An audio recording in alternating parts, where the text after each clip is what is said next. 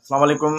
ही public message है तमाम वालदेन जे लाइ, शागिर्दनि जे लाइ जेके हैदराबाद बोर्ड सां एफिलेटेड कॉलेजिस में 11वीं ऐं 12वीं में दाख़िला रखनि था। उन्हनि सभिनी जा इम्तिहानी फार्म भरजनि था। 5वीं तारीख़ जेको आहे सो उन्हनि जी लास्ट डेट आहे ऐं उन हवाले सां जेको ॿारु आहे उहो पंहिंजो ऑनलाइन जेको फार्म जो तरीक़ेकार नओं जेको मुतारिफ़ करायो वियो आहे उन हवाले सां ॿारु डॉक्यूमेंटेशन जी जेकी फ़ी आहे हैदराबाद बोर्ड जी उहा बि जेको आहे सो जमा कराईंदो।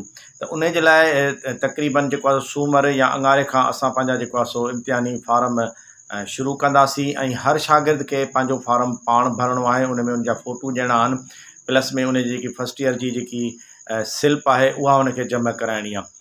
ऐं जेको फ्रेश कैंडिडेट आहे फस्ट ईयर जो उन जी ओरिजिनल मार्कशीट थींदी ऐं इनरोलमेंट जी कापी इन विच में अगरि बोर्ड असांखे प्रोवाइड करे थो त उन जी फ़ोटू कापी उन में लॻंदी ऐं 2 फ़ोटू लॻंदा।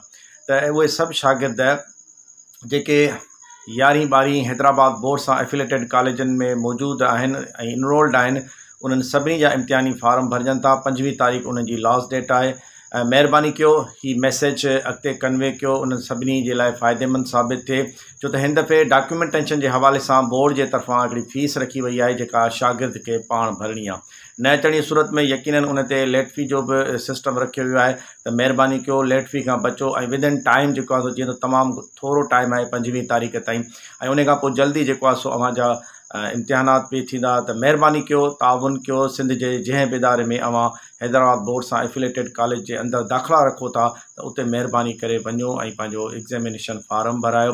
उस्ताद बुख़ारी डिग्री कॉलेज में मुंहिंजो जेको अंदाज़ो आहे त असां अंगारे खां फार्म शुरू कंदासीं ऐं उन करे उहे जेके बि शागिर्द आहिनि उहे असां सां राब्ते में अचनि, कंसर्न क्लार्क सां राब्ते में अचनि। इहो अव्हां जे लाइ बहितरु थींदो ऐं प्लस में उहे जेके शागिर्द रहिजी वेंदा आहिनि ऐं बाद में उहे जेको आहे सो उन्हनि खे महसूसु थींदो आहे साईं असांखे ख़बर न पई, त हीअ मैसेज महिरबानी करे शेयर कयो त जीअं ॿियनि ताईं पहुची सघे ऐं अव्हांजा जेके नौजवान दोस्त आहिनि, औलाद आहे, उन्हनि खे जेको आहे सो हिन मैसेज मां फ़ाइदो पहुची सघे। पाकिस्तान ज़िंदाबाद।